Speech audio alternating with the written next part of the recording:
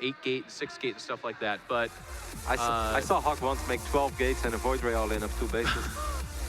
well, hey, in his defense, I've seen White Rod do the same thing. he was the original Void Ray Gateway all-in guy, and he was good with it. Anyways, I digress. But HuK is showing that he is more than capable of doing the long game, especially in this PVT. We saw it in the PVZ against Violet. That was a little bit less impressive. We saw some mistakes, but overall, very good play. Yeah, he played good. I mean, in game 3, he should have won. Yeah. You almost forget about that. People look at the result, but HuK could have won his first series of the day against Violet. Sure, but and that would have been a great victory. Here in the PVT, no mistakes, for the most part. Obviously, we're all mortal. We make mistakes, but I felt like he played a very clean game. He was shutting down the harass from the beginning, other than that one forgotten observer. And it would have been a shame if he would have lost that, because it was his game to lose, I feel like, the entire game. Yeah, no, he played excellent. Over here on the left top side of King's Young Station, of course, one of the new maps that got recently introduced to our ladder pool is the Protoss player. That's up 1-0. Give it up for HuK.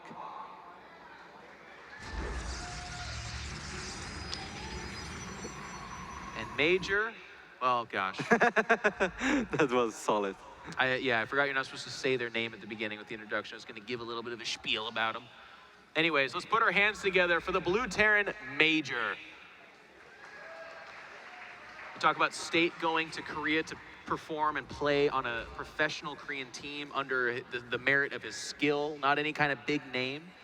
The guy that has most recently done that before him is MajOr. I mean, he went over there, trained for a very long time, competed with them, and officially joined the team, leaving Root to fulfill his dream of living and competing in a pro gaming house. I think that's really cool.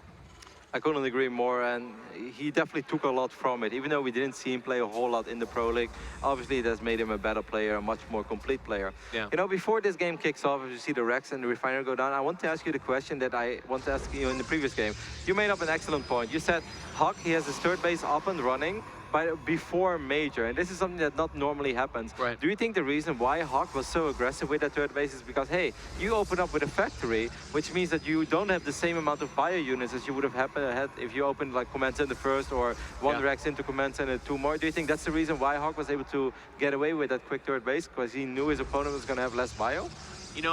Yes, I do. I want to say that I think that is reactively what HuK did, but I'll tell you too, for HuK in this day and age, it's not a hard choice, because if you watch his stream or if you watched him in the many tournaments that he's qualified and played in so far, that seems to be kind of his new thing. Protoss meta has shifted, in particular in the PVZ, where they'll try to get the faster third Nexus that they can. And PVT, it obviously can't happen as fast for various reasons, but if a build like MajOr shows up where it's like designed to have a little bit of everything and do economic harm, but doesn't do economic harm, it takes away their ability to have the real, girth of units they need to challenge a third Nexus.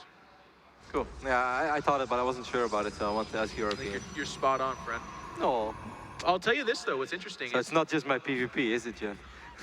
You're more than just a PvP player to me. It's interesting, because just before that attack moved out, and again, it was roughly 10 to 12 Marines in a medevac. He had done medevac harass at that third, and he loaded up and got sniped immediately off. It's one of those situations that, hurts every Terran player in the gut, but Protoss players give a fist pump. Those Marines plus the 2 medevacs, despite the photon overcharge, with how open the third is on that map, there's a really good chance that despite the opening doing very little damage from MajOr, he still churned out enough units to do some damage, especially if you consider that he could have gotten a photon overcharge at the third and then picked up and gone to the natural inside the main base. That would have been really hard for HuK with just 4 Stalkers and 2 Sentries. I think so as well. I'm a little bit surprised by this super quick engineering bay. That is one of the quickest +1 attacks that I've seen for a Terran player in a while. Yeah, where is that? Okay, there it is. Yeah, and it's not even for like a really fast missile turret. No. I like this though. I mean, if we're looking at game number 1 to make adjustments, MajOr was lacking in upgrades, but so was HuK. So if you get a fast +1 attack, you can follow it up with a fast +1 armor, and then you can lend yourself towards 2-2 with the armory timing, of course. HuK showing nice variety in his playstyle as well. He's going to follow it up with a Stargate. A little bit surprised by that as well, because HuK has never really stroked me as the Stargate player. He has to be careful here with this Stalker, because obviously the Reaper is fast enough to chase it down. Marines are not, but the Reaper is. HuK is aware of that, so he's not taking too much damage. At least the Stalker has more than enough HP left to fight that Reaper if it really wants to go for it. Probably an Oracle opening. Do you also think that HuK is going to follow it up with Phoenixes? Is he that type of player, or is it just one Oracle into Robo? Should just be Oracle, but Phoenix are certainly popular. We've seen that that come out from like MC and other players. It's something that people are doing. What I like about this is the placement. Reapers aren't going to go here. You can't backdoor, I believe, with the Reaper. So you come in through the front, and you don't make a dive bomb towards the natural. That seems to be very boring. And actually, as I say that, there is a Reaper up in the main. And this should get corralled and even killed. Interestingly enough, it doesn't see any tech, so that will kind of tickle his funny bone. He's going to be like, wait a second, what's going on? But to finish my thought, look at how close the mineral line is for MajOr from HuK's base. I mean, they kind of lean towards each other. Marines are out of position as well. MajOr is moving them, but they're still not in the right place. He's getting a missile turret near the bunker, so that's going to keep him safe. He sees the Oracle right now. How much is he going to lose? He cancels the missile turret. That's out of position immediately. Only losing 2 SCVs so far, but there is nothing in the main. He's going to lose a few more over here. More to be lost here. This is going to be a nearly fully effective Oracle, I feel. And HuK is following up with a second Oracle. I can't say I fully agree with that choice. I understand it. It's if these Marines are out in the map, like looking to get a photon overcharge discharge, then it's like lights out. MajOr could almost just leave. And in fact, as I say that, never mind. The reason he's going for more Oracles is that this is potentially, with that pylon placement, maybe shaping up to be that. No, he's adding gases. I want to say it might be that gateway timing attack that MajOr did. I'm a little bit surprised as well, because I thought the exact same thing as you just thought, but then I go to his main and I see that he's taking a lot of additional gases, unless he just wants to wipe in a crazy amount of sentries. But I have the feeling that he's going to keep building probes for a while. This Marine is going to scout that pylon. Great choice by MajOr to poke out just a little bit further to see if there is any aggression, but he's actually pulling all the Marines out. The sentry's pulled back, and it's getting dicey, as you would say. It's getting a little bit scary. Only Kyle Laros would say that. I would never say that. Yeah, MajOr doesn't believe it. He's like, you know what, I don't want to lose all these Marines. If he loses all his Marines, he's out of Lone Star. He's going to have to pull so many SCVs, because HuK, he did take those extra gases, but he has a crazy amount of sentries over here. The Oracle's going to fly into the main. There is a missile turret there. I have no idea how much HuK should commit to this. I actually find this very hard to call. If the force shields are really good and the bunkers fall, then obviously it's curtains. But if they don't, then HuK might be throwing away this game, in which he's in a pretty good position right now. Yeah, it's... Okay, gets a stem there. That could be, well, then he does that. He spreads the fairy dust. MajOr needs to pull way more SCVs if HuK would have gone... I don't think it's going to happen. Maybe... I think HuK sees that he has stim. He assumes he has a couple bunkers, and actually now knows it because they go reveal that with the sight from the Oracle, and he says, you know what, no, we're on 2 bases. There's no huge urgency. Backs away. Man, but HuK is really using his reputation to his full strength, isn't he? He's even tricking us. Exactly. And we have full vision. That little trickster. He still has the 2 Oracles, by the way. I mean, I was talking about how I really didn't like the second one, but if they can stay alive, 2 Oracles are actually a huge threat. Not necessarily to the mineral lines, as we can see the missile turret protects you, but from constructing SCVs like these guys, taking a third, they have additional costs just for them being 2 Oracles. Gonna pick up a couple of these Marines as well. 1 Oracle's out of energy, but it's still alive. HuK has been incredibly effective so far. 1 unit lost, only 100 minerals. I guess it was a Zealot somewhere. And he has killed 18 units throughout the entire game. I like this from MajOr. Widowmine goes down to the back of the natural. And there's no detection, no pulling of probes. 5 probes dead, boom, just like that. Kind of missed it. Oh, you didn't see it? Damn it. You'll have to take my word for it. But MajOr's got to be careful. He's only got the 2 medevacs here. And with charge nearing completion, this is a very strong army from HuK. But hot pickup, very nice. Force field starting to actually kind of help out MajOr in a little way, but he certainly doesn't have enough here to contest. No, in the end, it was more than enough. This Widowmine is still alive, though. He's going to get another shot off. Oh, look at that. It's got 10 kills. That cost-effective Widowmine. I would say it's worth it. Yeah, it's been worth it. So now the work count is a little closer. Actually, we're even, and that's impressive considering the fact that HuK was up by 16. So MajOr is buying time for himself, but meanwhile, he wasn't really able to do something with his army. If he's able to cancel this base, however. Yeah, he needs this. His third's just now going down, and all that stuff we talked about in game number 1 about Protoss expanding before the Terran, very much so, very real. But here, MajOr getting a free cancel for the cost of just a stem. But meanwhile, those Oracles, those pesky freaking Oracles, 1,000 Terrans are dying right now. They're out there. These Oracles are actually forcing a cancel on that command center. Well, they had a lot of energy. Very nice. Not something you see every day. There's one Colossus in the army. MajOr again picking up the probe that had ambition to go up to 3 bases. And at the same time, MajOr is forcing HuK to be alert all around. That Forge is in a very unfortunate position, and it's actually going to fall. Late. That sucks.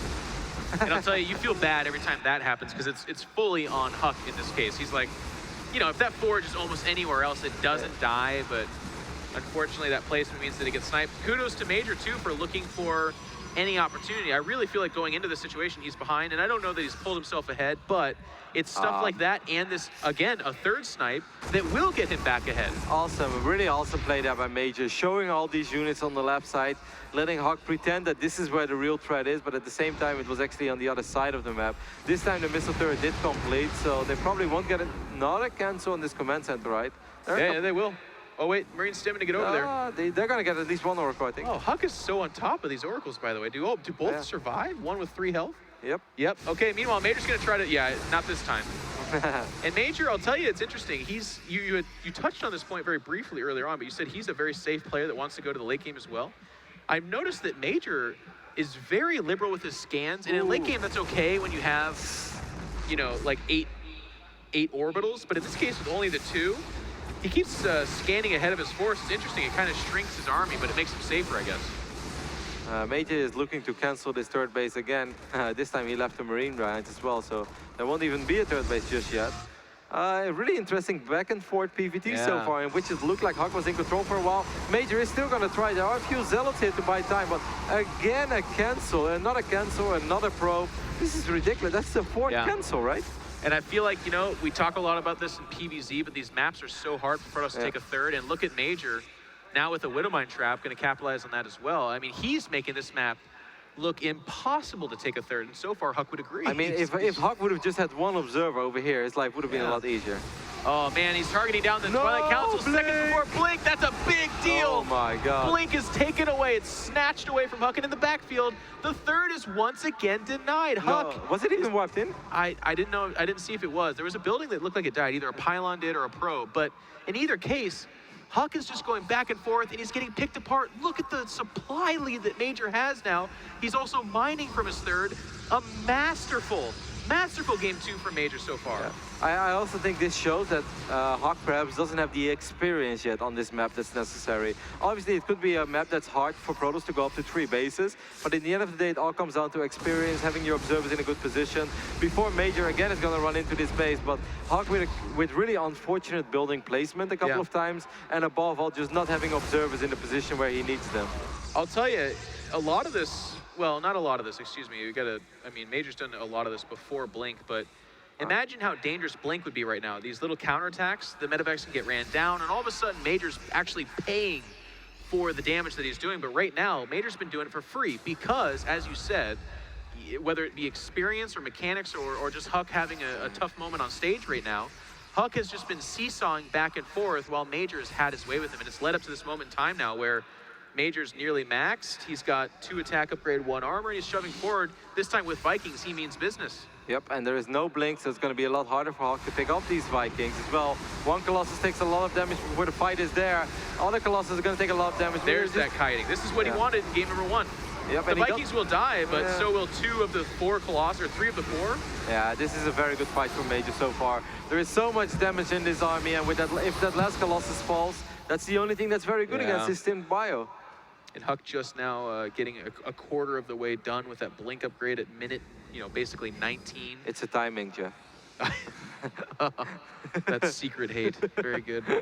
Third base just now finishing up. I mean, HuK he's been bullied into a corner and stagnated appropriately. You can see MajOr is closing in on his final upgrades. Again, I have to be fair, to be critical.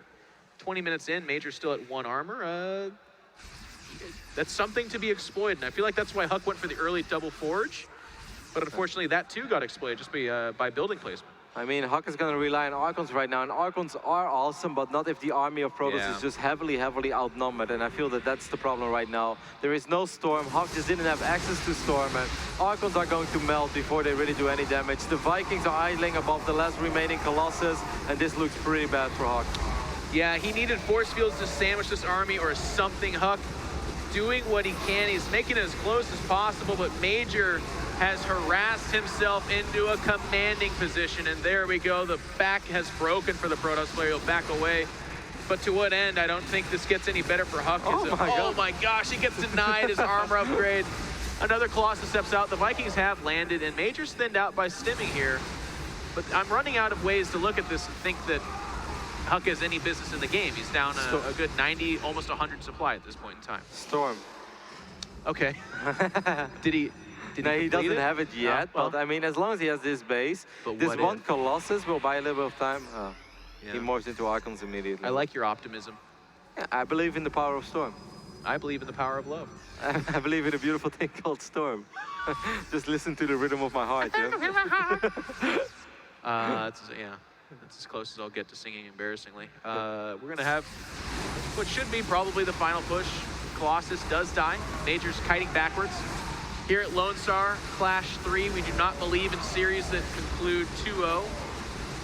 We believe in a lot of 2-1s and 3-game series with great games. HuK taps out, and MajOr comes back in a major way. And I did not mean for that to be so stupid. No pun intended. Really cool game.